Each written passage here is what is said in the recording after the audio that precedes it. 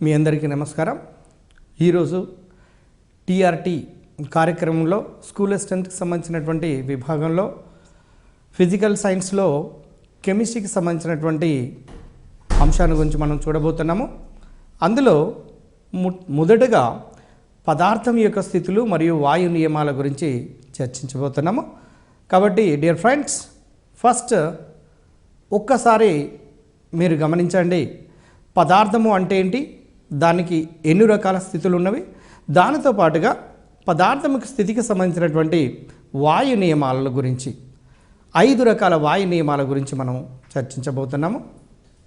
అయితే ఫస్ట్ మీ అందరికీ తెలుసు, గతంలో మనం చాలా సందర్భాల్లో చర్చించుకున్నాము. ఏదైనా కొంత స్థలాన్ని ఆక్రమించి కొంత భారాన్ని కనుక కలిగి ఉన్నట్లయితే దాన్ని పదార్థము అంటారని, ఈ పదార్థము లోపల ఉండబడే అణువుల యొక్క మధ్య దూరాన్ని లేదా పరమాణువుల మధ్య దూరాన్ని ఆధారంగా చేసుకొని ముఖ్యంగా 3 స్థితులుగా విభజించడం జరిగినది. మీ అందరికీ తెలుసు, ఘన, ద్రవ, వాయు స్థితి. అయితే ఈ వాయు స్థితికి సంబంధించినటువంటి వాయు నియమాల గురించి 5 వాయు నియమాల గురించి, ముఖ్యమైనటువంటి 5 వాయు నియమాల గురించి బాయిల్ నియమము, చార్లెస్ నియమము, అవగాడ్రో నియమము మరియు డాల్టన్ పాక్షిక పీడనాల నియమము, దాంతోపాటుగా గ్రహం వాయు వ్యాప నియమాల గురించి కూడా మనము ఈ యూనిట్ లోపల చర్చించబోతున్నాము. కాబట్టి డియర్ ఫ్రెండ్స్, ఒకసారి మీరు అబ్జర్వ్ చేయండి. దీంట్లో మొదటగా పదార్థము 3 స్థితులను కలిగి ఉంటున్నట్టుగాను, మొదటిది ఘనస్థితి, రెండవది ద్రవస్థితి, మూడవది వాయుస్థితి. ఘన పదార్థాలకు నిర్దిష్టమైనటువంటి ఆకారము, నిర్దిష్టమైనటువంటి ఘన పరిమాణము ఉంటాయి అన్నటువంటి విషయము ఘన పదార్థాన్ని చూడగానే మనకు అర్థమైపోతుంది. అదేవిధంగా ద్రవ పదార్థాలకు నిర్దిష్టమైనటువంటి ఆకృతి అనేది ఉండదు. ఏ పాత్రలో ఉంటే ఆ పాత్ర యొక్క ఆకారాన్నే పొందుతాయి. నిర్దిష్టమైనటువంటి ఘన పరిమాణాన్ని మాత్రము ఆక్రమిస్తూ ఉంటాయి.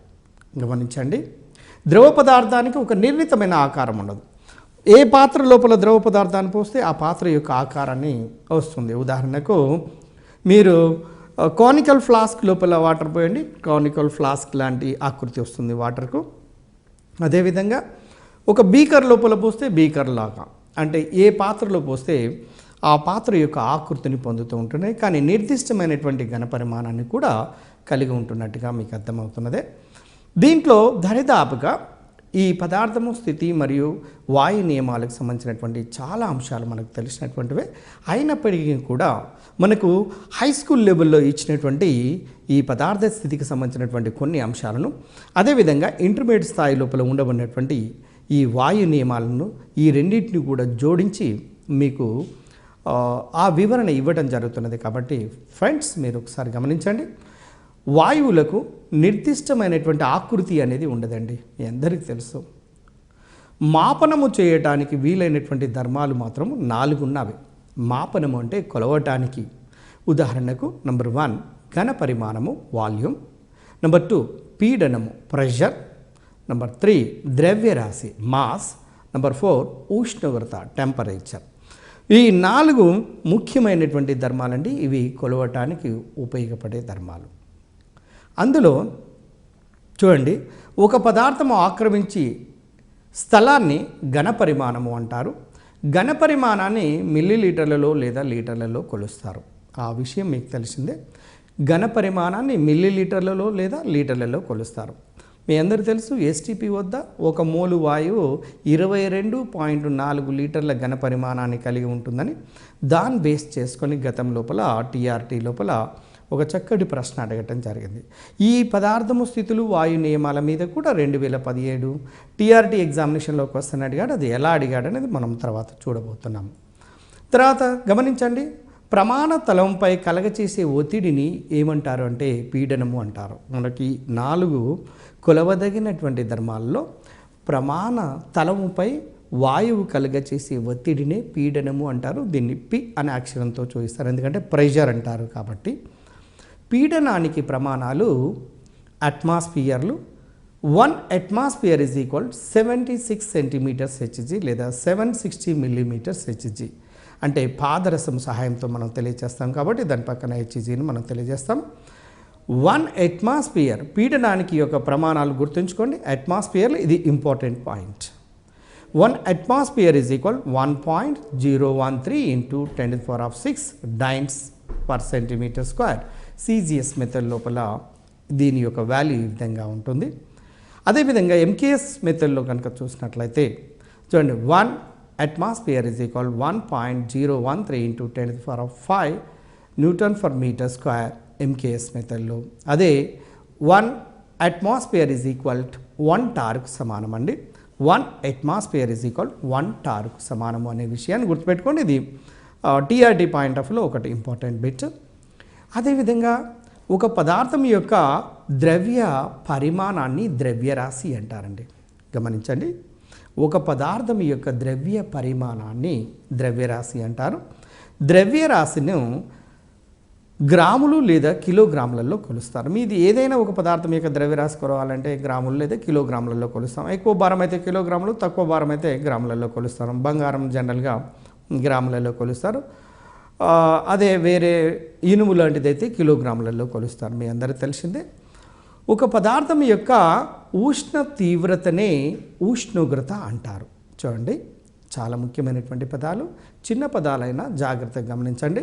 ఒక పదార్థం యొక్క ఉష్ణ తీవ్రతనే ఉష్ణోగ్రత అంటారు.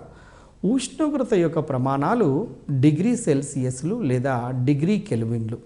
చాలా గమనించాల్సినటువంటి పాయింట్ ఇది.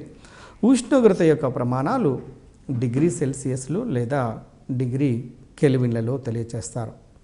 చూడండి, డిగ్రీ సెంటిగ్రేడ్ను కెల్విన్ లోపలికి మార్చాలంటే దానికి 273ను కలిపినట్లయితే మనకు వచ్చేస్తుందని. ఉదాహరణకు 0 డిగ్రీ సెంటిగ్రేడ్ కావాలంటే 0 + 273 కెల్విన్ సమానం. 10 డిగ్రీ సెంటిగ్రేడ్ కెల్విన్లలో ఎంత అంటే 10 + 273 కెల్విన్స్. ఆ విధంగా మనము డిగ్రీ సెంటిగ్రేడ్లలో ఇస్తే కెల్విన్లలో, కెల్విన్లలో ఇస్తే డిగ్రీ సెంటిగ్రేడ్లలో అంటే -273 కనుక చేసినట్లయితే అప్పుడు డిగ్రీ సెంటిగ్రేడ్లలో మనము దాని విలువలను పొందుతూ ఉంటాము. ఫ్రెండ్స్, మీరు గమనించండి, వాయువుల యొక్క ధర్మాలను మనము గమనించినట్లయితే ప్రతి వాయువు, ఏ వాయువైనా తీసుకోండి, అది సూక్ష్మమైనటువంటి కణాలను కలిగి ఉంటుంది. ఇలా గుప్పిట్లో పులికి ఒక వాయువుని తీసుకొని దాన్ని పరిశీలన చేస్తే అతి సూక్ష్మమైన కణాలను కలిగి ఉంటుంది. ఆ కణాలనే మనము అణువులుగా పిలుస్తాము.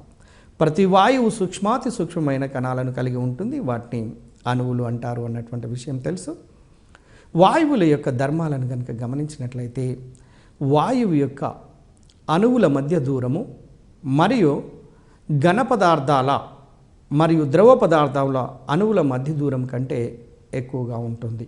ఇప్పుడు ఉదాహరణకు వాయువుని తీసుకోండి. ఒక వాయువులో అణువుకు మధ్యన దూరం ఇంత ఉంటే ద్రవ పదార్థాల్లో ఇంత దగ్గరలో ఉంటాయండి. అంటే అణువుకు మధ్య దూరం అనేది తక్కువగా ఉంటుంది ద్రవ పదార్థాలు. అదే ఘన పదార్థాలను అయితే ఒక అణువుపై ఇంకొకటి జోడించబడి దగ్గరగా పేర్చబడి ఉంటాయి అన్నటువంటి విషయాన్ని మనము 6th 7th క్లాసులలో మనం చూసాము. అదేవిధంగా వాయువు యొక్క అణువుల మధ్యన ఉండబడే ఆకర్షణ లేదా వికర్షణ బలాలు అత్యల్పంగా ఉంటాయి. అది ఆకర్షణ కావచ్చు లేదా వికర్షణ కావచ్చు, ఏదైనా కూడా ఆ బలాలు అనేవి చాలా స్వల్పంగా అత్యల్పంగా ఉంటాయి. అందువలన దాదాపు గణనలోనికి రానంత తక్కువగా ఉంటాయి. లెక్కించలేనంత తక్కువ పరిమాణంలో ఈ ఆకర్షణ వికర్షణ బలాలు ఉంటాయి అన్న విషయం మీ అందరికీ తెలిసిందే. తర్వాత వాయువులలోని అణువులు వివిధ దిశలలో రుజుమార్గములో ప్రయాణిస్తుంటాయి. రుజుమార్గము లోపల వాయువు లోపల ఉండబడినటువంటి అణువులు ఈ విధంగా ప్రయాణిస్తూ ఉంటున్నప్పుడు రుజుమార్గంలో అవి పరస్పరం ఒకదానితో ఇంకొకటి ఢీకుంటాయి. ఈ ఢీకునే ప్రక్రియను తాడనము అంటారు. ఒక అణువు ఈ విధంగా రుజుమార్గంలో ప్రయాణం చేస్తే ఇంకొక అణువు ఈ విధంగా రుజుమార్గంలో ప్రయాణం చేసినప్పుడు ఒకదానితో ఇంకొకటి తాకుతూ ఉంటాయి, ఢీకుంటాయి. ఈ ఢీకొనటాన్ని తాడనము అంటారు. వాయువు అణువుల యొక్క సాంద్రత చాలా తక్కువగా ఉండటం చేత వాయువుల యొక్క భారము కూడా చాలా తక్కువగా ఉంటుంది అన్నటువంటి విషయం మీ అందరికీ తెలుసు. ఫ్రెండ్స్, గమనించండి, ప్రతి పాయింట్ను మీరు పరిశీలనాత్మకంగా గమనించండి. వాయువులు బరువును కలిగి ఉంటాయి, కానీ ద్రవ పదార్థాలతో ఘన పదార్థాలతో పోల్చినప్పుడు తక్కువగా కలిగి ఉంటాయి. చూడండి, వాయువు ఖాళీ స్థలాన్ని ఆక్రమిస్తుంది. ఎక్కడైతే ఖాళీ స్థలం ఉంటుందో అక్కడికి ఆ వాయువు అనేది ఆక్రమిస్తూ ఉంటుంది. అదేవిధంగా వాయువు పీడనాన్ని కూడా కలగచేస్తుంది అన్నటువంటి విషయం మీ అందరికీ తెలుసు. అంటే వాయువు పాత్ర గోడలపై కలగజేసే ఒత్తిడినే పీడనము అంటారు. కాబట్టి ప్రతి వాయువు కూడా ఒక నిర్దిష్టమైనటువంటి పీడనాన్ని కలగచేస్తుంది. వాయువును ఏదైనా పాత్రలో నింపినట్లయితే ఆ పాత్ర యొక్క స్వరూపాన్ని పొందుతుంది. మీరు సేమ్ ఉదాహరణకు ఒక బెలూన్ లోపలికి గాలిని కనుక ఊదితే మనము ఏ రకమైనటువంటి బెలూన్ యొక్క ఆకృతి ఉంటే ఆ రకమైనటువంటి ఆకృతి లోపల వాయువు పొందటం జరుగుతుంది. కాబట్టి వాయువులు కూడా మనము తీసుకున్నటువంటి పాత్ర లేదా ఆ కంటెంట్ బట్టి దాని యొక్క ఆకృతి అనేది పొందుతూ ఉంటుంది. తర్వాత ఇక్కడ 2 లేక 3 ముఖ్యమైన పాయింట్స్ ఉన్నాయండి. భారమితి, మానోమీటర్, ఈ 2 కూడా పీడనాన్ని కొలిచే పరికరాలే. కానీ భారమితి ఎప్పుడు దేన్ని కొలవటానికి ఉపయోగిస్తారు, అట్లాగనే మానోమీటర్ను దేన్ని కొలవటానికి ఉపయోగిస్తారో మనము తెలుసుకోవాల్సినటువంటి అవసరం ఉన్నది. ఫ్రెండ్స్, మీరు గమనిస్తున్నారనుకుంటాను. పీడనాన్ని, వాతావరణ పీడనాన్ని మాపనము చేయటానికి ఉపయోగించే పరికరాన్ని బారోమీటర్ లేదా భారమితి అంటారు. బారోమీటర్ అనేది ఇంగ్లీష్ వర్డ్, భారమితి తెలుగు పదం అండి. భారమితి సహాయంతోనే వాతావరణము లోపల వాయువులన్నీ కలుగజేసే ఒక నిర్దిష్టమైనటువంటి పీడనం ఉంటుంది. దాని యొక్క పీడనాన్ని మనం కొలవటానికి ఉపయోగిస్తాం.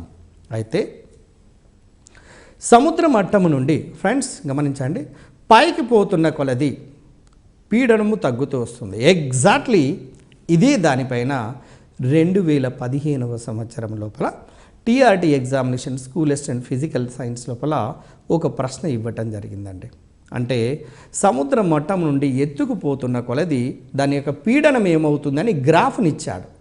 పీడనము ఏమవుతుందని ఇక్కడ హైట్ అనేదేమో ఎక్స్ అక్షం మీద తీసుకున్నాడు, పీడనం అనేదేమో వై అక్షం మీద తీసుకున్నాడు. చూడండి, మరి సముద్ర మట్టం నుండి పైకి పోతున్నప్పుడు పీడనము తగ్గుతుంది కాబట్టి గ్రాఫ్ ఏ విధంగా వస్తుంది అంటే పైనుంచి ఇట్లా కిందికి పడిపోతున్నట్టుగా గ్రాఫ్ వస్తుంది. ఆ 4 గ్రాఫ్లలో పైనుంచి కిందికి వస్తున్నటువంటి ఆ లైన్ బేస్ చేసుకొని వెంటనే మనం ఆన్సర్ చేయడానికి అవకాశం ఉంటుందండి. సముద్ర మట్టం నుండి లోపలికి వెళుతున్న కొలది పీడనము పెరుగుతుంది అనే విషయాన్ని మనం ఇప్పుడే చూసాము.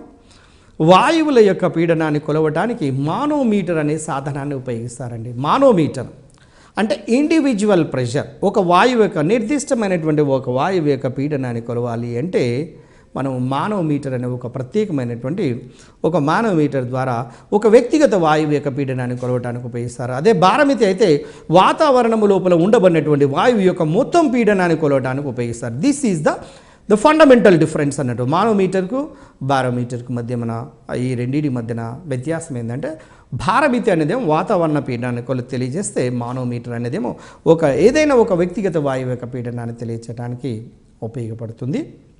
అదేవిధంగా పీడనాన్ని పెంచి ఘనపరిమాణాన్ని తగ్గించే విధానాన్ని సంపీడ్యత అంటారు. చూడండి, ఇప్పుడు ఉదాహరణకు ఒక పాత్రలో ఇంతవరకు వాయువు ఉన్నది అనుకుందాము.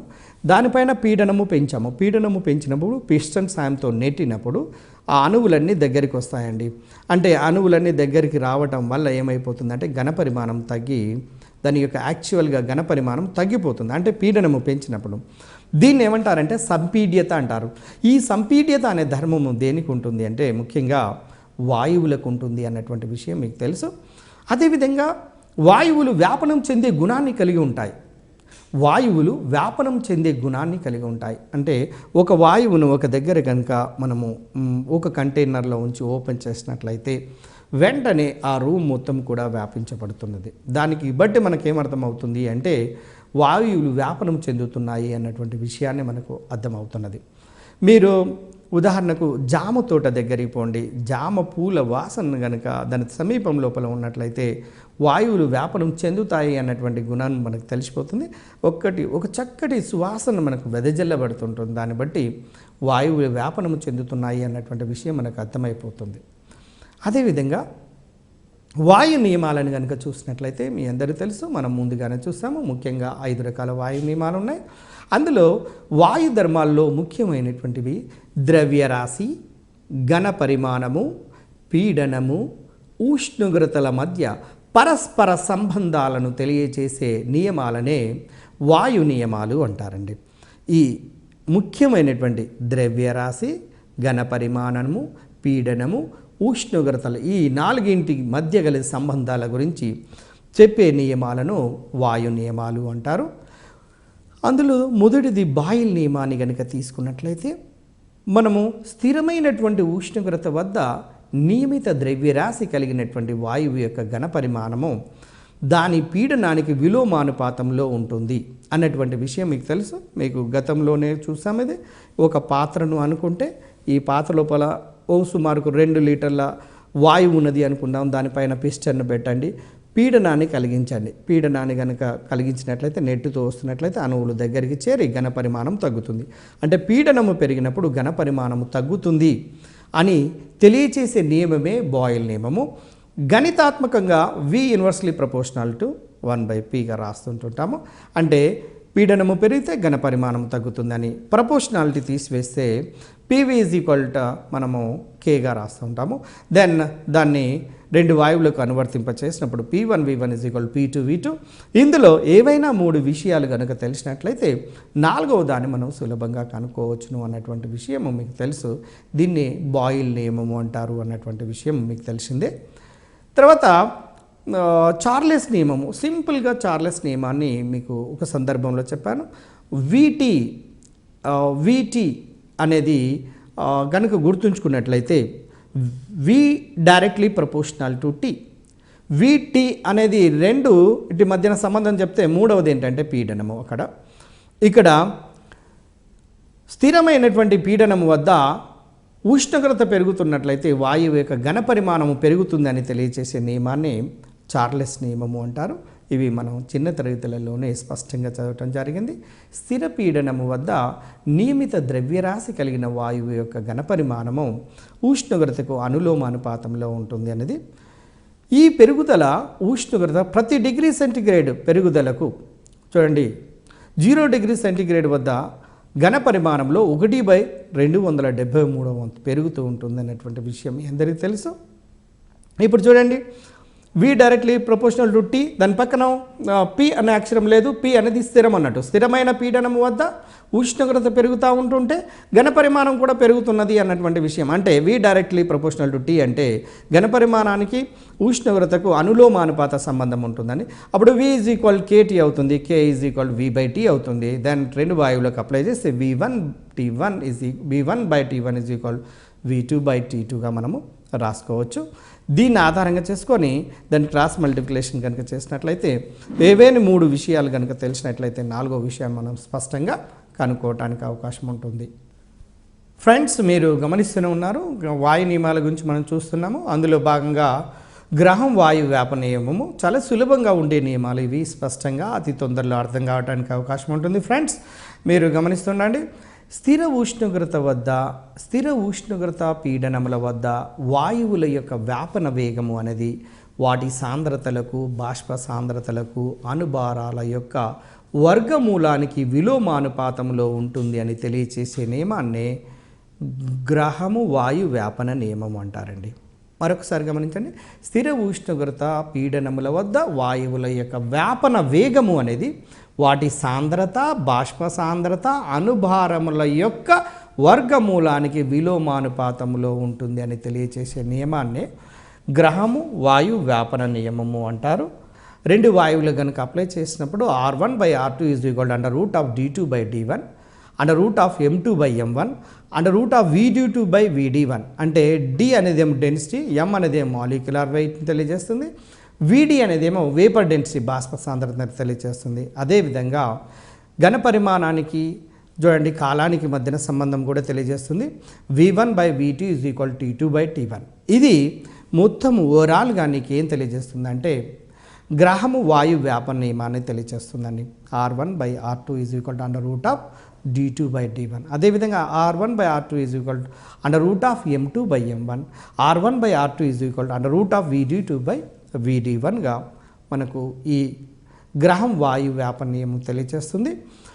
అయితే ఇక్కడ మీ అందరూ తెలుసు, వాయువు యొక్క అణుభారము పెరిగినట్లయితే దాని యొక్క వ్యాపన రేటు తక్కువగాను, అణుభారము తగ్గినట్లయితే వ్యాపన రేటు ఎక్కువగా ఉంటుంది. మీరు ఉదాహరణకు అమ్మోనియా హైడ్రోజన్ క్లోరైడ్లలో తీసుకుంటే అమ్మోనియా అణుభారం మీకు తెలుసు 17, హైడ్రోజన్ క్లోరైడ్ది 36.5. అంటే అమ్మోనియా అణుభారము తక్కువ కాబట్టి దీని యొక్క వ్యాపన వేగం ఎక్కువగా ఉంటుంది, అది ప్రయాణించిన దూరం కూడా ఎక్కువగా ఉంటుంది అన్నటువంటి విషయం మీకు తెలుసు. ఉదాహరణకు వాయువుల విస్తరణ నియమాలను ఉపయోగించి గనులలో వెలువడే మార్ష్ వాయువును సులభంగా గుర్తించవచ్చండి. వాయువుల యొక్క విస్తరణ నియమాలను ఉపయోగించి గనులలో వెలువడే మార్ష్ వాయువు అంటే ఏంటి, మీథేన్ వాయువును సులభంగా గుర్తించడానికి అవకాశం ఉంటుంది. మార్ష్ వాయువు అనేది, మీథేన్ వాయువు అనేది మిగతా వాయువుల కంటే తేలికగా ఉండటం వల్ల త్వరగా విస్తరణ లేదా విసరణము చెందటం జరుగుతుంది, తొందరగా వ్యాపనము చెందుతుంది అన్న విషయం తెలిసింది. అయితే ఇక్కడ ఒక పాయింట్ గమనించండి. స్థిర ఉష్ణోగ్రత వద్ద పీడనానికి ఘనపరిమాణానికి గనక గ్రాఫ్ గనక గీసినట్లయితే చూడండి, ఘనపరిమాణమేమో వై యాక్సిస్ మీద, పీడనాన్ని ఎక్స్ యాక్సిస్ మీద కనుక తీసుకున్నట్లయితే నీకు వస్తున్నటువంటి రేఖ ఏ విధంగా వస్తుందో చూడండి, ఈ విధంగా వస్తుంది. ఆ వస్తున్నటువంటి రేఖను మీరు స్క్రీన్ పైన గమనించండి. దీన్ని ఐసోథర్మ్స్ అంటారండి. స్థిరమైనటువంటి ఉష్ణోగ్రత వద్ద ఒక వాయువుకు ఉండబడే పీడనానికి ఘనపరిమాణానికి మధ్యన సంబంధాన్ని తెలియజేసే గ్రాఫ్ను ఐసోథర్మ్ అంటారు. అదేవిధంగా స్థిరమైనటువంటి పీడనము వద్ద ఒకవేళ ఉష్ణోగ్రతకు ఘనపరిమాణానికి ఒకవేళ గ్రాఫ్ను గనక గీసినట్లయితే దీన్ని ఐసోబార్ అంటారండి. దీన్ని ఐసోబార్ అంటారు. స్థిరమైన పీడనము వద్ద అయితేనేమో ఐసోబార్ అంటారు. ఈ పాయింట్ని మీరు గమనించండి. తర్వాత పదార్థం యొక్క స్థితులను ఇంటర్మీడియట్ స్థాయిలో ఇచ్చినటువంటి మరికొన్ని ముఖ్య అంశాలు ఏంటంటే, పదార్థము 3 స్థితులను కలిగి ఉంటుందన్నటువంటి విషయం తెలుసు. ఘన, ద్రవ, వాయు స్థితులలో వాయువులకు ఖచ్చితమైనటువంటి ఆకృతి మరియు ఖచ్చితమైనటువంటి ఘన పరిమాణము అనేవి ఉండవు అన్నటువంటి విషయం కూడా మనం చూసాము. వాయు ఘన పరిమాణము అది ఉండే పాత్ర ఘన పరిమాణానికి సమానం. వాయువు యొక్క ఘన పరిమాణం ఎంత అంటే ఏ పాత్రలో ఉంటే ఆ పాత్ర యొక్క ఘన పరిమాణం ఎంత ఉందో దానికి సమానం అన్నటువంటి విషయం మీ అందరికీ తెలిసిందే. అదేవిధంగా ఫ్రెండ్స్ గమనించండి, వాయువులకు వ్యాకోచ సంకోచ గుణం ఉంటుంది. వాయువులకు వ్యాకోచము అంటే వాటిని వేడి చేసినట్లయితే వ్యాకోచించే గుణము, లేదా చల్లబరిచినట్లయితే సంకోచం చెందే గుణాన్ని కూడా కలిగి ఉంటుంది. ఇది వాయువుల యొక్క లక్షణమే. అదేవిధంగా వాయువు యొక్క ఘన పరిమాణము ఉష్ణోగ్రత పీడనములపై ఆధారపడి ఉంటుంది. చూడండి, వాయువు యొక్క ఘన పరిమాణం ఒక పాత్ర లోపల కొంత పరిమాణంలో ఘన పరిమాణాన్ని కలిగి ఉందనుకుందాము. దాని యొక్క ఘన పరిమాణం ముఖ్యంగా దేనిపైన ఆధారపడి ఉంటుందంటే, ఒకటి ఉష్ణోగ్రత, 2 పీడనము. జనరల్గా పీడనాన్ని పెంచినప్పుడు చూడండి ఘన పరిమాణం తగ్గుతుంది. అట్లాగనే ఉష్ణోగ్రతను కనుక పెంచితే వాయు అణువుల మధ్య దూరం పెరిగి ఘన పరిమాణం పెరుగుతుంటుంది. కాబట్టి వాయువుల యొక్క ఘన పరిమాణాన్ని డిసైడ్ చేయడానికి 2 ఫ్యాక్టర్స్ ఉన్నాయండి. ఒకటి ఉష్ణోగ్రత, రెండవది పీడనము. తర్వాత ఫ్రెండ్స్ చూడండి, వాయువులలో అణు ఆకర్షణ బలాలు చాలా చాలా తక్కువ అన్నటువంటి విషయం కూడా మనము ఇప్పుడే చూసాము. అదేవిధంగా వాయువులలోని అణువుల మధ్య దూరము చాలా చాలా ఎక్కువ. అందువల్ల గాలిలో మనం ఏ విధంగా ఎగిరినా కూడా మనకు ఎలాంటి హామీ లేదు, ఎలాంటి ప్రాబ్లం కూడా లేదు. ఒకవేళ నీటి లోపలికి ఇలా మనం దుమికినట్లయితే లేదా మనము లోపలికి వెళ్ళినట్లయితే కొంత దూరం పోయిన తర్వాత అణువులు అడ్డు రావటం వల్ల మనము చివరికి గాలి కొరకు నీటి నుండి బయటకు వస్తాము అన్నటువంటి విషయం మీ అందరికీ తెలుసు. వాయువులోని అణువుల మధ్య దూరం చాలా ఎక్కువ. వాయువులలోని అణువులు అధిక వేగాలను కలిగి ఉంటాయి, చాలా వేగాలతో ప్రయాణం చేస్తాయి. వాటి వేగాలపైన గురుత్వ ఆకర్షణ బలాలు అనేవి చాలా అత్యల్పంగా ఉంటాయి. కాబట్టి వాటి యొక్క వేగాలు చాలా గరిష్టంగా ఉంటున్నాయి అన్నటువంటి విషయం మీ అందరికీ తెలిసిందే. ఫ్రెండ్స్ మీరు గమనించండి, వాయువులు ఎప్పుడు సజాతీయంగా ఒకదానితో ఇంకొకటి కలిసిపోతుంటుంటాయి. చూడండి, వేరు వాయువులు చూడండి ఇలా సజాతీయంగా ఒకదానితో ఇంకొకటి కలిసిపోతుంటుంటాయి. కాబట్టి ఈ వాతావరణం లోపల అనేక వాయువులు కలిసి ఉన్నప్పటికీ కూడా ఒకే ఒక లేయర్గా కనపడడానికి గల కారణం ఏంటంటే, వాయువులు అనేది ఒక సజాతీయమైనటువంటి మిశ్రమం అన్నటువంటి విషయాన్ని మనం మర్చిపోవద్దు. అదేవిధంగా వాయువునకు ప్రమాణ స్థితి ఎస్టీపీ పరిస్థితులు లేదా ఎన్టీపీ పరిస్థితులు మనకు తెలుసు. ఎస్టీపీ అంటే స్టాండర్డ్ టెంపరేచర్ ప్రెషర్, ఎన్టీపీ అంటే నార్మల్ టెంపరేచర్ ప్రెషర్ అనే విషయం మీ అందరికీ తెలుసు. సాధారణమైనటువంటి ఉష్ణోగ్రత నార్మల్ టెంపరేచర్ అంటే 0°C లేదా 273 కెల్విన్స్. పీడనం కనుక తీసుకున్నట్లయితే ఒక అట్మాస్ఫియర్ పీడనము లేదా 76 సెంటీమీటర్ల హెచ్జీ లేదా 760 మిల్లీమీటర్ల హెచ్జీకు సమానము అన్నటువంటి విషయం తెలుసు. Standard temperature 0°C 273 kelvins. Standard pressure 1 atmosphere pressure or 76 centimetres లేదా 760 మిల్లీమీటర్స్ లోపలికి, అంటే అట్మాస్ఫియర్లను సెంటీమీటర్లకు మార్చాలంటే 76 సెంటీమీటర్లు, సెంటీమీటర్లు మిల్లీమీటర్లు మార్చాలంటే 760 సెంటీమీటర్లు అన్నటువంటి విషయము మీ అందరికీ తెలిసిందే. తర్వాత ఫ్రెండ్స్ గమనించండి, ద్రవ్యరాశి, ఘనపరిమాణము, పీడనము మరియు ఉష్ణోగ్రత అనునవి వాయువుల యొక్క ధర్మాలు అన్నటువంటి విషయం కూడా మనం చూసాము. ద్రవ్యరాశిను సిజిఎస్ పద్ధతిలో వాయు ద్రవ్యరాశిని గ్రాములలో తెలియచేస్తారు అన్నటువంటి విషయం కూడా మీ అందరికీ తెలిసిందే. తర్వాత ఎస్ఐ పద్ధతి లోపల కనుక తీసుకున్నట్లయితే వాయువు యొక్క ద్రవ్యరాశిను కిలోగ్రాములలో తెలియచేస్తారండి. ఎస్ఐ పద్ధతిలో వాయువు యొక్క ద్రవ్యరాశిని జనరల్గా కిలోగ్రాములలో తెలియచేస్తారు అన్నటువంటి విషయం తెలుసు. అయితే 6.023 × 10⁻23 అణువులు వాయు ద్రవ్యరాశిని మోలార్ ద్రవ్యరాశి అంటారని, ఇది 1 మోలుకు సమానమని, ఇది గ్రామ్ మోలార్ వాయువుకి సమానము అని, ఇదే గ్రామ్ మాలిక్యులర్ వెయిట్కి సమానం, ఇదే గ్రామ్ అటామిక్ వెయిట్కి కూడా సమానం అనే విషయము. అంటే ఇక్కడ అణువులను కనుక తీసుకున్నట్లయితేనేమో గ్రామ్ మాలిక్యులర్ వెయిట్కి సమానం అవుతుంది, పరమాణువులను కనుక తీసుకున్నట్లయితే గ్రామ్ అటామిక్ వెయిట్కి సమానం అవుతుంది అన్నటువంటి విషయాన్ని ముఖ్యంగా మనము మోల్ కాన్సెప్ట్ దగ్గర మనము గమనిస్తూ ఉంటాము. తర్వాత ఫ్రెండ్స్ ఒక విషయాన్ని గమనించండి, ఏ వాయువులకైనా చూడండి మూల సంఖ్య కనుక తెలుసుకోవాలంటే భారము బై అనుభారము, భారము బై అనుభారాన్ని కనుక వేసినట్లయితే మనం మూల సంఖ్యను తెలుసుకోవచ్చు. n మూల సంఖ్య అంటే m అనేది వాయు ద్రవ్యరాశి గ్రాములలో, m అనేది వాయు మోలార్ ద్రవ్యరాశి తెలియచేస్తుంది. అదేవిధంగా 1 గ్రామ్ మోల్ లేదా 1 మోల్ వాయువులోని అణువుల సంఖ్య అవగాడ్రో సంఖ్యకు సమానము. వాయువు యొక్క ద్రవ్యరాశి వాయు బల్బు ద్వారా నిర్ణయిస్తారు. 1 లీటరు వాయు భారాన్ని వాయు సాంద్రత అంటారండి. గమనించండి, 1 లీటర్ యొక్క వాయు భారాన్ని ఆ వాయువు యొక్క సాంద్రతగా పిలుస్తాము. ఎస్టీపీ వద్ద 11.2 లీటర్ల వాయు భారాన్ని బాష్ప సాంద్రత అంటారు. వాయు బాష్ప సాంద్రత ఉష్ణోగ్రతపై ఆధారపడదు, కానీ వాయు సాంద్రతపై ఆధారపడను అనే విషయాన్ని గమనించండి. వాయు ద్రవ్యరాశి ఉష్ణోగ్రతతోని మారదు. అదేవిధంగా నెక్స్ట్ వాల్యూమ్ లేదా ఘన పరిమాణాన్ని కనుక వచ్చినట్లయితే వాయు ఘన పరిమాణాన్ని వాయు బ్యూరెట్ లేదా యూడియోమీటర్ ద్వారా కొలుస్తారు. అదేవిధంగా ఎస్ఐ పద్ధతిలో వాయు ఘన పరిమాణమును డెసిమీటర్ క్యూబ్గా తెలియచేస్తూ ఉంటుంటాము. ఇది ఘన పరిమాణానికి సంబంధించినటువంటి విషయము. ఘన పరిమాణము అనేది 1 litre is equal decimetre cube or 1000 millilitre.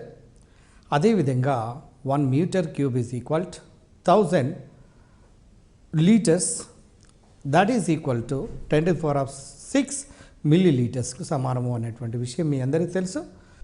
1 gram mole లేదా 1 మోల్ వాయువు ఆక్రమించే ఘన పరిమాణాన్ని మోలారు ఘన పరిమాణము లేదా మోలార్ ఘన పరిమాణము అంటారన్నటువంటి విషయాన్ని చాలా సందర్భాల్లో మనం చూడటం జరిగింది. అదేవిధంగా 22.4 లీటర్లు అనేది 1 లీటర్ ఈజ్ ఈక్వల్ 1000 మిల్లీలీటర్కి సమానం కావచ్చు. 22,400 మిల్లీలీటర్లకు సమానం. 22.4 లీటర్లు అంటే 22,400 మిల్లీలీటర్లకు సమానము. ఎస్టీపీ వద్ద 1 మోల్ వాయువు ఆక్రమించే ఘన పరిమాణము 22.4 లీటర్స్ లేదా 22,400 mlకు సమానము అన్నటువంటి విషయం తెలుసు. అదేవిధంగా ఫ్రెండ్స్ మీరు గమనించండి, ఎస్టీపీ వద్ద 22,414 లీటర్ల వాయువులో గల అణువుల సంఖ్యను అవగాడ్రో సంఖ్యగా మనం భావించవచ్చు. అంటే అప్రాక్సిమేట్లీ 22.4 అని అర్థం. ఎస్టీపీ వద్ద 1 మిల్లీలీటర్ వాయువులో గల అణువుల సంఖ్యను లోట్మీట్ సంఖ్య అంటారు. చూడండి, లోట్మీట్ సంఖ్య అనే పదంతో పిలుస్తూ ఉంటుంటాము.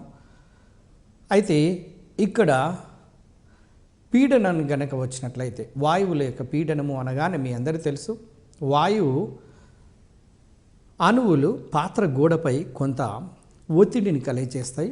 ఆ కలగచేసే పీడనాన్ని వాయు పీడనంగా మనము తెలియజేస్తాము. అదే ఒక్కొక్క నిర్దిష్టమైన వాయువుకు నిర్దిష్టమైన పీడనం ఉంటుంది కాబట్టి ఆ పీడనాన్ని కొలవటానికి మానోమీటర్ను ఉపయోగిస్తారు అన్నటువంటి విషయం మీ అందరికీ తెలుసు.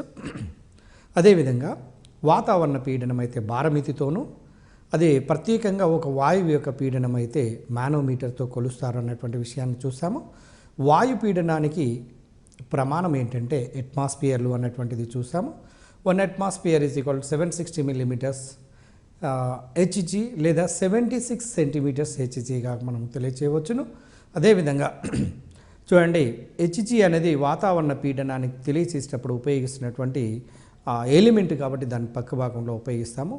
చూడండి, సిజిఎస్ పద్ధతిలోనైతే చూడండి వాయు పీడనానికి డైన్స్ ఫర్ సెంటీమీటర్ స్క్వేర్లోను, అదేవిధంగా ఎస్ఐ పద్ధతిలోనైతే న్యూటన్ ఫర్ మీటర్ స్క్వేర్లోను తెలియచేస్తుంటాము. చూడండి, అధిక పీడనమునకు ప్రమాణమును bar 1 bar is equal to 10⁵ dynes per centimetre square. అల్ప పీడనానికి ప్రమాణం అయితే torr 1 tar is equal to 1 millimeter హెచ్జీగా మనము తెలియచేస్తూ ఉంటారు. తర్వాత పీడనమునకు ఎస్ఐ ప్రమాణం ఏంటంటే పాస్కల్. ఒక చదరపు మీటర్ వైశాల్యంపై 1 న్యూటన్ బలమును పనిచేసినట్లయితే కలిగే పీడనాన్ని 1 పాస్కల్ అంటారు. 1 పాస్కల్ ఈజ్ ఈక్వల్ మీకు వాల్యూను మీరు ఒకసారి స్క్రీన్ పైన అబ్జర్వ్ చేయండి, మీకే తెలిసిపోతుంది. అంటే పీడనమునకు ఎస్ఐ ప్రమాణము పాస్కల్ అనే విషయాన్ని గుర్తుపెట్టుకోండి. ఇది చాలా ఇంపార్టెంట్ పాయింట్.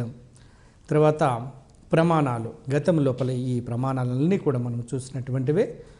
అదేవిధంగా ఉష్ణోగ్రతను టీ అనే అక్షరంతో చూపిస్తారని, వాయు ఉష్ణోగ్రతను సెల్సియస్ స్కేల్తో కొలుస్తారు.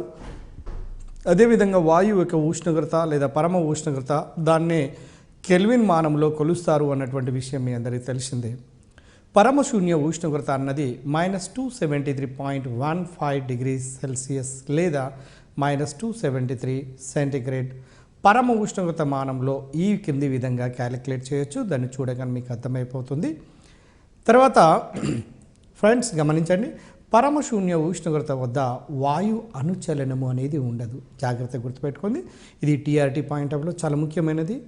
పరమశూన్య ఉష్ణోగ్రత వద్ద వాయువు యొక్క అనుచలనము అనేది ఉండదు. అదేవిధంగా వాయు పీడనము కూడా 0 పరమశూన్య ఉష్ణోగ్రత వద్ద. అదేవిధంగా పరమశూన్య ఉష్ణోగ్రత వద్ద వాయువు యొక్క ఘనపరిమాణము కూడా 0నే. అదేవిధంగా అదే ఉష్ణోగ్రత వద్ద వాయువు యొక్క గద్య శక్తి కూడా 0. పరమ ఉష్ణోగ్రత మానంలో రుణ విలువలు అనేవి ఉండవు అన్నటువంటి విషయాన్ని గమనించాలి. పరమ ఉష్ణోగ్రత మానము వాయువులకు అతి తక్కువ మానము అన్నటువంటి విషయాన్ని గమనించండి. అదేవిధంగా వాయు నియమాలను మనము గతంలో చూడటం జరిగింది. పీడనానికి, ఘనపరిమాణానికి, ద్రవ్యరాశికి, ఉష్ణోగ్రతకు మధ్య సంబంధాన్ని తెలిపే వాటినే వాయు నియమాలు అంటారని. బాయిల్ నియమం గురించి కూడా మనం చూసాము. స్థిరమైనటువంటి ఉష్ణోగ్రత వద్ద నియమిత ద్రవ్యరాశి కలిగినటువంటి వాయు ఘనపరిమాణము దాని పీడనానికి విలోమానుపాతంలో ఉంటుంది అన్నటువంటి విషయము మనకు తెలిసినటువంటిదే. తర్వాత చూడండి, బాయిల్ నియమాన్ని ఇంకొక రకంగా కూడా స్థిర ఉష్ణోగ్రత వద్ద నియమిత ద్రవ్యరాశి గల వాయు సాంద్రత దాని పీడనానికి అనులోమానుపాతంలో ఉంటుంది అన్నటువంటి విషయం కూడా బాయిల్ నియమాన్ని తెలియచేస్తుంది. ఇది ఇంకొక రకమైనటువంటి నియమంగా మనము గమనించాల్సిందే అవసరం ఉంటుంది. అదేవిధంగా స్థిర ఉష్ణోగ్రత వద్ద నియమిత ద్రవ్యరాశి గల వాయువునకు చూడండి, మీరు ఒక్కసారి గమనించండి బాయిల్ నియమాన్ని. V inversely proportional to P అంటే ఘనపరిమాణము పీడనానికి మధ్యన విలోమానుపాత సంబంధం ఉంటుందని. అప్పుడు V = ప్రపోర్షనల్ తీసివేసినట్లయితే మీకు ఏమవుతుందో చూడండి, V = K/Pగా అవుతుంది. అప్పుడు దాని ప్రకారం P1 V1 = P2 V2గా రాసుకోవచ్చు. రెండవది D directly proportional to P అవుతున్నది, అంటే సాంద్రత పెరిగినప్పుడు పీడనం కూడా పెరుగుతుంది అని తెలియజేస్తుంది. దీన్ని సమీకరణ రూపంలో రాస్తే P1/D1 = P2/D2. దీన్ని క్రాస్ మల్టిప్లికేషన్ కనుక చేసినట్లయితే ఏవేని 3 విలువలు కనుక ఇచ్చినట్లయితే 4వ విలువను సులభంగా మనం సబ్స్టిట్యూట్ చేసి ఆ విలువను రాబట్టడానికి అవకాశం ఉంటుంది అన్నటువంటి విషయం మీ అందరికీ తెలుసు. ఫ్రెండ్స్, మీరు ఒకసారి గమనించండి, పీడనానికి ఘనపరిమాణానికి మధ్యన సంబంధాన్ని తెలియచేసే రేఖలు T1 T2ల మధ్యన ఏ విధంగా ఉంటున్నాయో మీరు ఈ గ్రాఫ్ ద్వారా స్పష్టంగా మీకు అర్థమవుతున్నది.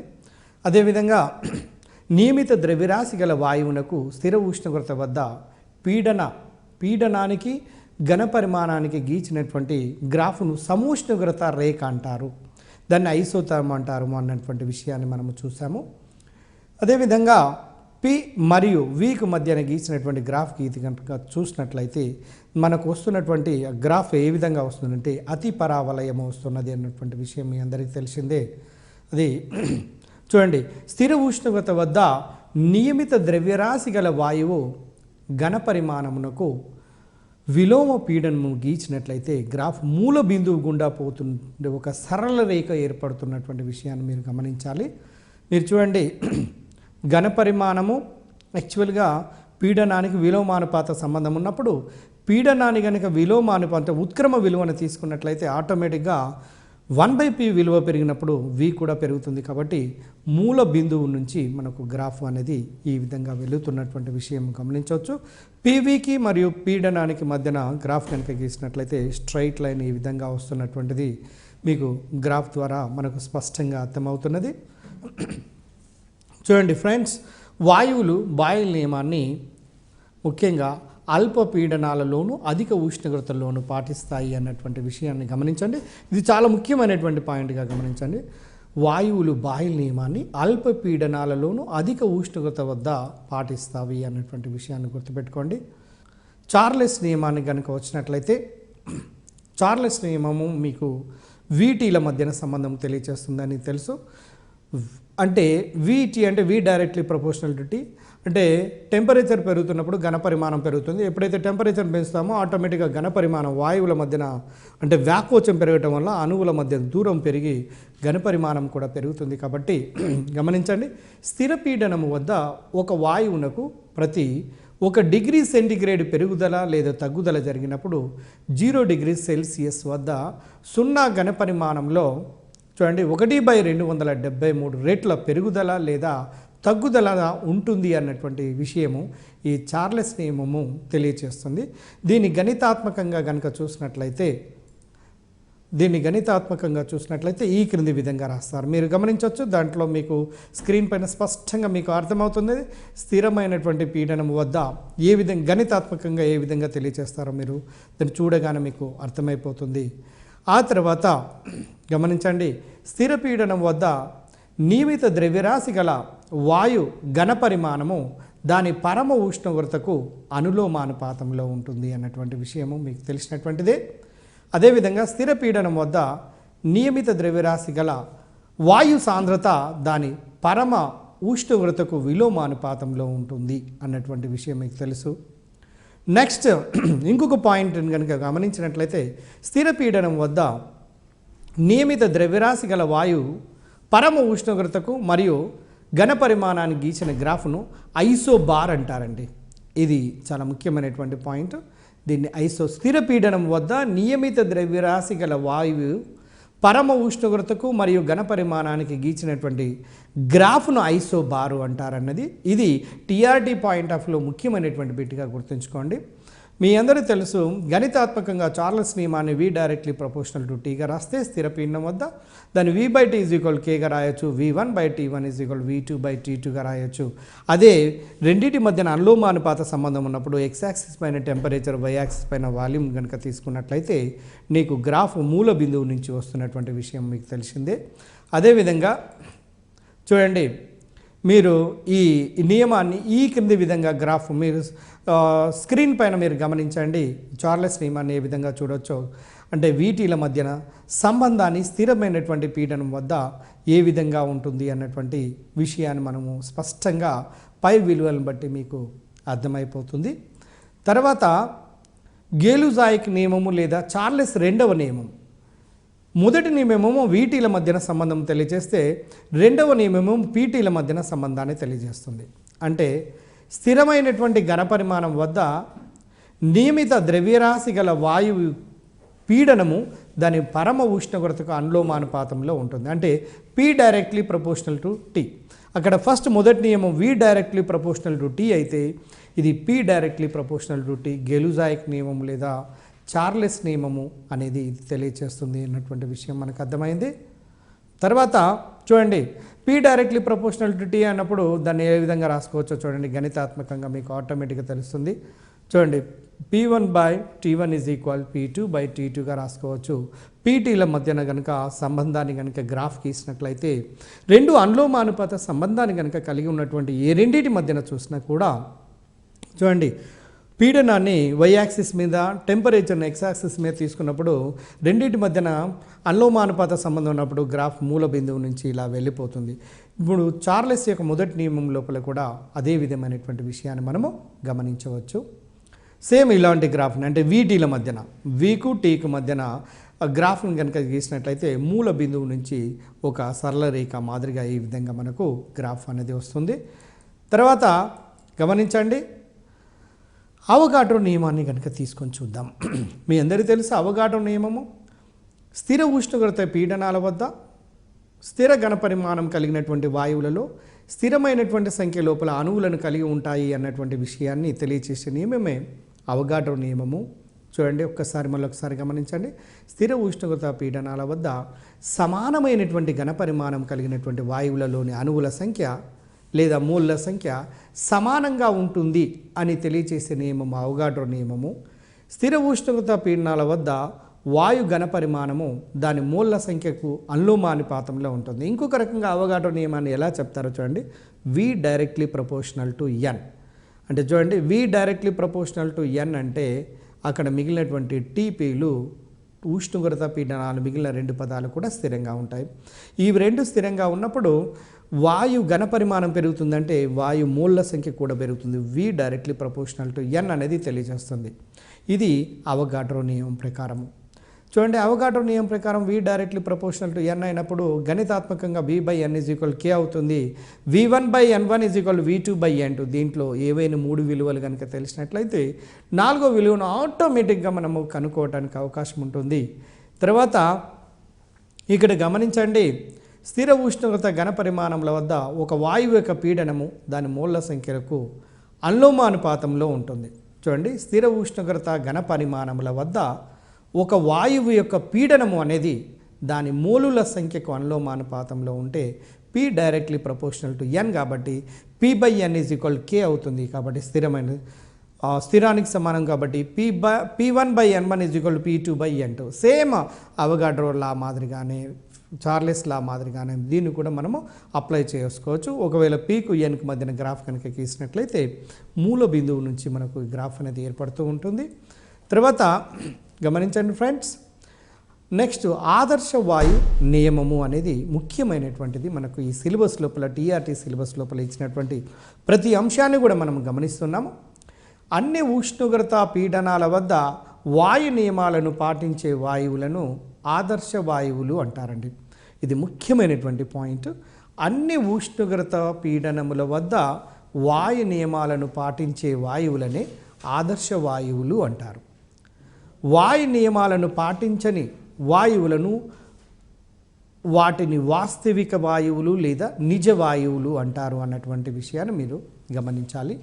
ఫ్రెండ్స్, మీరు గమనించండి, ఇక్కడ ఒక ముఖ్యమైనటువంటి పాయింట్, వాస్తవికమైనటువంటి వాయువులు అధిక ఉష్ణోగ్రతలోను మరియు అల్ప పీడనాలలోను, ఇక్కడ ముఖ్యమైనటువంటి పాయింట్, అధిక ఉష్ణోగ్రతలోను అల్ప పీడనాలలోను ఆదర్శన ప్రవర్తనను కలిగి ఉంటాయి అన్నటువంటి విషయాన్ని గుర్తుపెట్టుకోండి. టీఆర్టీ పాయింట్ ఆఫ్ వ్యూ అతి ముఖ్యమైనటువంటి బిట్గా మనం గమనించాలి.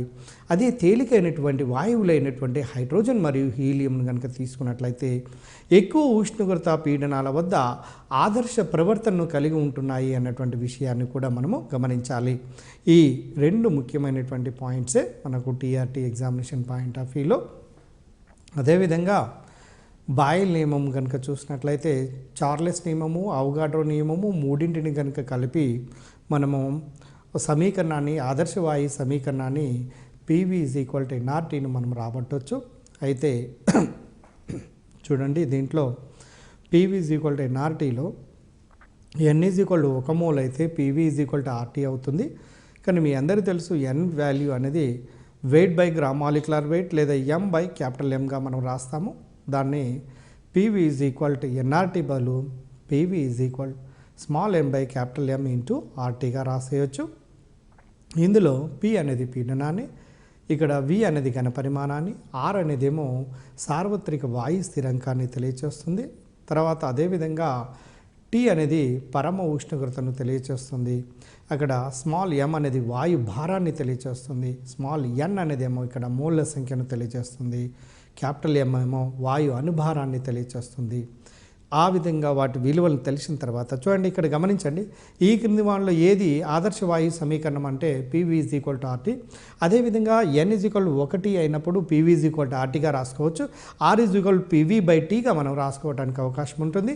అంటే ఆర్ యొక్క విలువలు వివిధ యూనిట్స్లలో మనము ఆరు విలువలను మనము రాబట్టడం జరుగుతున్నది.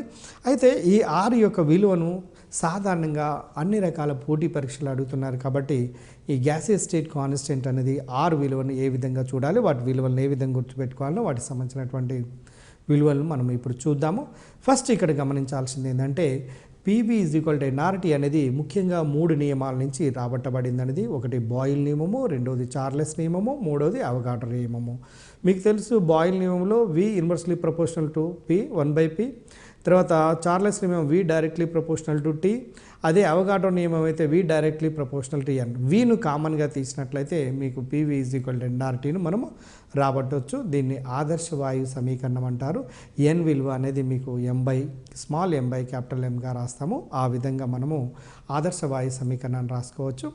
ఫ్రెండ్స్, మీరు గమనిస్తున్నారు ఈ ఆదర్శ వాయు సమీకరణం గురించి R is equal PV by NT అని, అదేవిధంగా P is equal DRT by M గాను, అదేవిధంగా స్థితి సమీకరణాన్ని అయితే P1 V1 by T1 is equal P2 V2 by T2, దీన్ని వాయు స్థితి సమీకరణము అంటారు.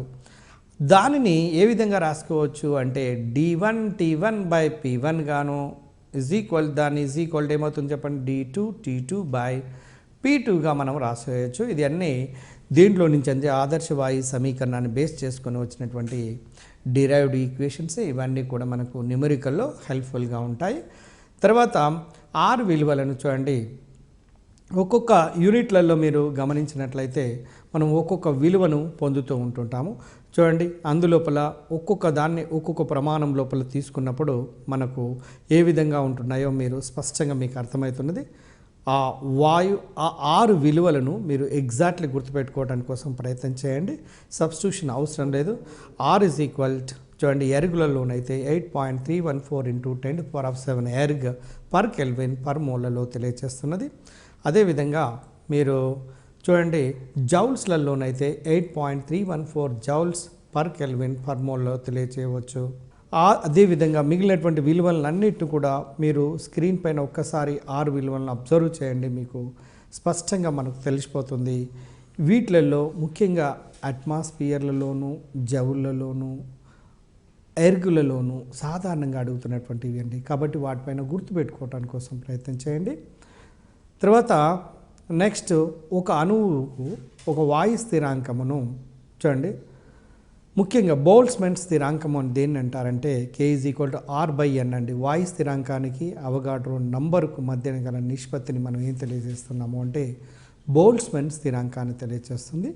బోల్ట్జ్మాన్ స్థిరాంకం యొక్క విలువలు ఏ విధంగా ఉన్నాయో మీరు స్క్రీన్ పైన మీరు అబ్జర్వ్ చేయండి, మీకు తెలిసిపోతుంది. ఇక్కడ 1.38 × 10⁻16 ergs per kelvins per molecules గాను, జౌల్స్లోనైతే ఏ విధంగా ఉన్నదో మీకు తెలిసిపోతుంది. తర్వాత చూడండి, నీటిలో కరగని వాయువులను నీటి పై భాగాన సంగ్రహిస్తారు. ముఖ్యమైనటువంటి పాయింట్లలో ఇది ఒకటి. నీటి పై భాగాన సంగ్రహించబడినటువంటి వాయువు నీటి బాష్పంలో సంతృప్తము చెందినది కనుక దాన్ని తడి వాయువు అంటారు. అదేవిధంగా తడి వాయువు యొక్క పీడనము కావాలి అంటే పొడి వాయువు పీడనము ప్లస్ నీటి బాష్ప పీడనములు రెండింటిని కనుక కలిపినట్లయితే తడి వాయువు యొక్క పీడనాన్ని మనము కొలవటానికి అవకాశం ఏర్పడుతుంది. తర్వాత నీటి బాష్ప పీడనము అనేది ఉష్ణోగ్రతతో పాటు పెరుగుతుందనేటువంటి విషయాన్ని గమనించాలి. అదేవిధంగా డాల్టన్ పాక్షిక పీడనాల నియమము అనేది ఈ పదార్థ స్థితులు వాయు నియమాలలో ఉన్నది. డాల్టన్ పాక్షిక పీడనాల నియమం ప్రకారము ఒక వాయు మిశ్రమము కలుగచేసే మొత్తము పీడనము అనేది ఆ మిశ్రమములోని అణుఘటక వాయువులు కలుగజేసే పాక్షిక పీడనాల మొత్తానికి సమానమని తెలియచేసే నియమాన్ని డాల్టన్ పాక్షిక పీడనాల నియమము అంటారు. అయితే ఉదాహరణకు ఒక వాయు మిశ్రమములో ఏ, బి, సి అనే 3 వాయువులు ఉన్నవి అనుకుందాము. ఏ అనే వాయువు 1 అట్మాస్ఫియర్ పీడనాన్ని, బి అనే వాయువు 2 అట్మాస్ఫియర్ల పీడనాన్ని, సి అనే వాయువు 3 అట్మాస్ఫియర్ల పీడనాన్ని కలుగజేస్తే వాయు మొత్తం మిశ్రమం కలుగజేసే మొత్తం పీడనం ఎంత అంటే 3 + 2 + 1 మొత్తము 6 అట్మాస్ఫియర్ల పీడనానికి సమానం అండి. ఈ డాల్టన్ పాక్షిక పీడనాల నియమం ప్రకారము ఒక వాయు మిశ్రమం మొత్తం కలిచేసే పీడనము అనేది ఆ మిశ్రమము లోపల ఉండబడిన అణుఘటక వాయువుల యొక్క వ్యక్తిగత పీడనాల మొత్తానికి సమానమని తెలియచేసే నియమాన్ని డాల్టన్ పాక్షిక పీడనము అంటారు. అయితే ఇక్కడ ఒక స్పష్టమైనటువంటి అంశం ఉన్నది. అది ఏంటంటే కొన్ని వాయువులు మాత్రమే డాల్టన్ పాక్షిక పీడనాన్ని పాటిస్తాయి, కొన్ని వాయువులు పాటించవు. పాటించని వాయువులు అంటే ఇక్కడ ఒక కండిషన్ ఏంటంటే ఏ వాయువుల మిశ్రమాన్ని అయితే తీసుకుంటామో వాటి మధ్యన రసాయనిక చర్య జరగకూడదు. ఒకవేళ రసాయనిక చర్య కనుక జరిగినట్లయితే పీడనంలో మార్పు వచ్చేస్తుంది. కాబట్టి డాల్టన్ పాక్షిక పీడనాల నియమం అనేది దానికి అనువర్తింపబడదు. అంచేత మనం గుర్తుపెట్టుకోవాల్సినటువంటిది ఏంటంటే ఇక్కడ ముఖ్యంగా ఈ వాయువులకు వర్తించబడదండి. ఉదాహరణకు ఫస్ట్ది బాగా గుర్తుపెట్టుకోవాల్సినటువంటివి చాలా ఇంపార్టెంట్ ఇవి ఎగ్జామినేషన్ టీఆర్టీ పాయింట్ ఆఫ్ వ్యూలో. నెంబర్ 1 కార్బన్ మోనాక్సైడ్ క్లోరిన్తో చర్య నుండి ప్యాసజీన్ COCl2 అనే కాంపౌండ్ ఏర్పాటు చేస్తుందండి. అందువల్ల డాల్టన్ పాక్షిక పీడనాల నియమము పాటించదు. రెండవది H2 + Cl2, H2కు క్లోరిన్కు మధ్యన చర్య జరిగితే హైడ్రోజన్ క్లోరైడ్ ఏర్పడుతుంది. మూడవది ఇంకొక అంశాన్ని తీసుకొని నైట్రిక్ ఆక్సైడ్ క్లోరిన్కి మధ్యన చర్య జరుగుతుంది. అదేవిధంగా హైడ్రోజన్ ఫ్లోరిన్ కనుక ఉంచినట్లయితే వాటి మధ్యన చర్య జరిగి HF ఏర్పడుతుంది.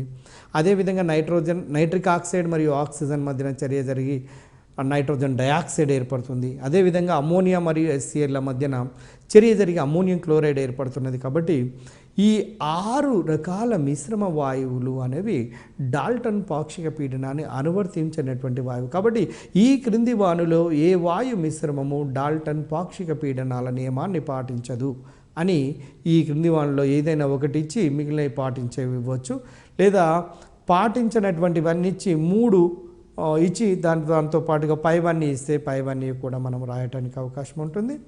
అయితే ఇక్కడ అతి ముఖ్యమైనటువంటిది ఏంటంటే పాటించేవి అంటే వాటి మధ్యన చర్య జరగనటువంటివి. ఉదాహరణకు నెంబర్ 1 తీసుకొని చూడండి, మీరు స్కిన్ పైన అబ్జర్వ్ చేయండి. నెంబర్ 1 నైట్రోజన్ మరియు హైడ్రోజన్లను కనుక తీసుకుంటే హైడ్రోజన్ల మధ్యన ఎటువంటి రసాయనిక చర్య జరగటం లేదు. కాబట్టి అంటే నార్మల్ టెంపరేచర్ వద్ద ఇక్కడ వాటి మధ్యన రసాయన చర్య జరిగి వేరే కాంపౌండ్గా మారట్లేదు. కాబట్టి ఈ డాల్టన్ పాక్షిక పీడనాన్ని పాటిస్తూ ఉన్నటువంటివి అంటే చర్య జరగట్లేదు. కాబట్టి N2H2ల మధ్యన ఒకటి, నెంబర్ 2 H2O2ల మధ్యన, నెంబర్ 3 నైట్రోజన్ ఆక్సిజన్ల మధ్యన, నెంబర్ 4 SO3O2ల మధ్యన, నెంబర్ 5 CO2SO2ల మధ్యన, నెంబర్ 6 NO2 మరియు O2ల మధ్యన. ఈ మిశ్రమాలను అనేవి డాల్టన్ పాక్షిక పీడనాల నియమాన్ని పాటించు వాయువులుగాను ముందు తీసుకున్నటువంటివేమో పాటించని వాయువులు. సాధారణంగా ప్రతి కాంపిటేటివ్ ఎగ్జామినేషన్లో ఈవెన్ గ్రూప్ 1 సివిల్స్ ప్రిలిమ్స్ లోపల కూడా డాల్టన్ పాక్షిక పీడనాల నియమం మీద ఈ క్రింది వాయు మిశ్రమం డాల్టన్ పాక్షిక పీడనాన్ని పాటిస్తుంది, ఈ క్రింది వాయు మిశ్రమం డాల్టన్ పాక్షిక పీడనాన్ని పాటించడం లేదు అనేది అడుగుతున్నాడు. కాబట్టి అక్కడ ఉండబడిన 6 మిశ్రమాలు, ఇక్కడ ఉండబడినటువంటి 6 మిశ్రమాలను కనుక గుర్తుపెట్టుకున్నట్లయితే మనకు ఎంట్రన్స్ లోపల చక్కగా జవాబు చేయడానికి అవకాశం ఉంటుంది. కాబట్టి డియర్ ఫ్రెండ్స్, వీటిపైన ముఖ్యంగా ఈ పాయింట్స్ పైన మీరు ఎక్కువ కాన్సన్ట్రేట్ చేయవలసిందని కోరుకుంటున్నాను. అదేవిధంగా చివరిలో మన టీఆర్టీ ఎగ్జామినేషన్ పాయింట్ ఆఫ్ వ్యూలో సిలబస్ లోపల వాయు అనుచలన సిద్ధాంతం కూడా ఇవ్వడం జరిగింది. వాయు అనుచలన సిద్ధాంతాన్ని మ్యాక్స్వెల్, బోల్ట్జ్మన్, క్లాసియస్ అనువారు వాయు అనుచలన సిద్ధాంతాన్ని తెలియజేశారు. రేపు అడగవచ్చు వాయు అనుచలన సిద్ధాంతాన్ని తెలియజేసినటువంటి శాస్త్రవేత్తలు మ్యాక్స్వెల్, బోల్ట్జ్మన్, క్లాసియస్ అనే శాస్త్రవేత్తలు ఈ వాయు అనుచలన సిద్ధాంతాన్ని తెలియజేయడం జరిగినది. దాని ప్రకారము దాని లోపల ఉండబడినటువంటి ప్రతిపాదనలు కనుక చూసినట్లయితే మొదటి ప్రతిపాదన వాయు అనుచలన సిద్ధాంతం అనేది ఆదర్శ వాయువులకు మాత్రమే వర్తించబడుతుంది అనేది మొదటి ప్రతిపాదన.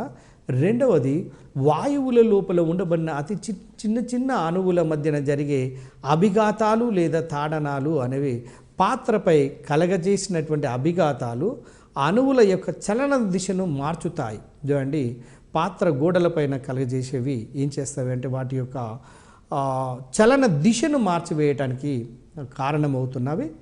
నెక్స్ట్, అదేవిధంగా అణువులు ఆక్రమించే ఘనపరిమాణం అనేది పాత్ర ఘనపరిమాణంతో పోల్చినట్లయితే చాలా స్వల్పంగా లేదా అత్యల్పంగా ఉంటుందని ఈ వాయు అణుచలన సిద్ధాంతం తెలియజేస్తుంది. నెక్స్ట్, తర్వాత వాయు అణువులు తటస్థంగా ఉండి వాటి మధ్యన ఎటువంటి ఆకర్షణ వికర్షణలు అనేవి ఉండవు అనేది కూడా ఈ వాయు అణుచలన సిద్ధాంతము తెలియజేస్తుంది. మరియు అణువులు చలనము గురుత్వ ఆకర్షణ మీద ఆధారపడదు అన్నటువంటి విషయం కూడా ఈ వాయు అణుచలన సిద్ధాంతం తెలియజేస్తుంది. చూడండి, గమనించండి, అణువుల యొక్క చలనం అనేది గురుత్వ ఆకర్షణ మీద పనిచేయటం లేదు అన్నటువంటి విషయము మనకు తెలుస్తున్నది.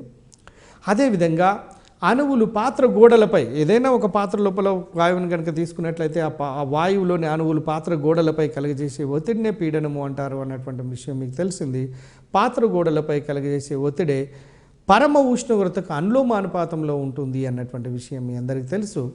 సరాసరి గతిశక్తి అనేది పరమ ఉష్ణోగ్రతకు అనులోమానుపాతంలో ఉంటున్నది అన్నటువంటి విషయం కూడా మీరు గమనించే ఉన్నారు. ఈ విధంగా మనము పదార్థ స్థితి మరియు వాయు నియమాలకు సంబంధించినటువంటి విషయాలు మనం గమనించాము. ముఖ్యంగా పదార్థం యొక్క స్థితి ఘనస్థితిలోను, ద్రవస్థితిలోను, వాయు స్థితిలోను ఉన్నప్పటికీ కూడా ఇందులో మనకు టీఆర్టీ సిలబస్ ప్రకారము ఈ వాయు స్థితి లోపల ఉండబడినటువంటి ప్రధానంగా 5 వాయు నియమాల గురించి చర్చించడం జరిగినది. అందులో బాయిల్ నియమము 1, 2 చార్లెస్ నియమము, 3 అవగాడ్రో నియమము, 4 డాల్టన్ పాక్షిక పీడనాల నియమము, 5 గ్రహం వాయు వ్యాపన నియమము.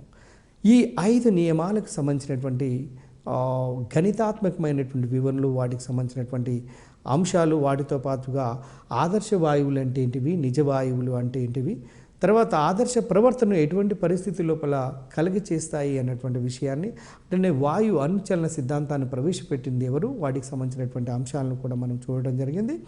గతంలో 2015 లోపల అడిగినటువంటి ప్రశ్న కూడా మీకు ముందుగానే గుర్తించడం జరిగింది. సముద్ర మట్టం నుంచి మనము ఎత్తుకు కనుక పోతున్నట్లయితే పీడనము, ఎత్తుకు పోయేటప్పుడు పీడనము తగ్గితే, సముద్ర మట్టం నుంచి లోతుకు పోయినట్లయితే పీడనము పెరుగుతూ ఉంటుంది. లోతుకు పోయినప్పుడేమో పెరుగుతుంది, ఎత్తుకు పోయినప్పుడేమో తగ్గుతుంది. గతంలో 2015లో అడిగినటువంటి ప్రశ్న ఏంటంటే ఎత్తుకు పోయినప్పుడు పీడనం ఏమవుతుంది అంటే తగ్గుతుంది అనే గ్రాఫ్ను ఇవ్వటం జరిగినది. కాబట్టి చూడండి, ఒక్క యూనిట్ ద్వారా 1 లేదా 2 ప్రశ్నలు 3 ప్రశ్నలు రావచ్చు, కానీ ప్రతి ప్రశ్న కూడా డిసైడింగ్ ఫ్యాక్టరీ అన్నటువంటి విషయాన్ని దయచేసి మర్చిపోకూడదు. ఎందుకంటే అన్నీ నాకు తెలుసు అన్నటువంటి ఒక అహంభాత అనేది ఏం చేస్తుందంటే ఒక్కోసారి మనలో వెనుక నెట్టేస్తుంది. ఒక్కొక్క హాఫ్ మార్క్ అనేది డిసైడింగ్ ఫ్యాక్టర్. కాబట్టి దయచేసి డియర్ ఫ్రెండ్స్, మీరు ప్రతి చాప్టర్ను పూర్తిగా అనలైజేషన్ చేసిన తర్వాత, ఒక పూర్తి అవగాహన ఏర్పడిన తర్వాత మళ్ళీ ఒక్కసారి టెక్స్ట్ బుక్ని మీరు ఓపెన్ చేసుకొని మీ ఓన్ వే లోపల కనుక వెళ్ళినట్లయితే డెఫినెట్గా మీరు టీఆర్టీ ఎగ్జామినేషన్లో సక్సెస్ అవుతారని కోరుకుంటూ ముగిస్తున్నాను. Thank you very much.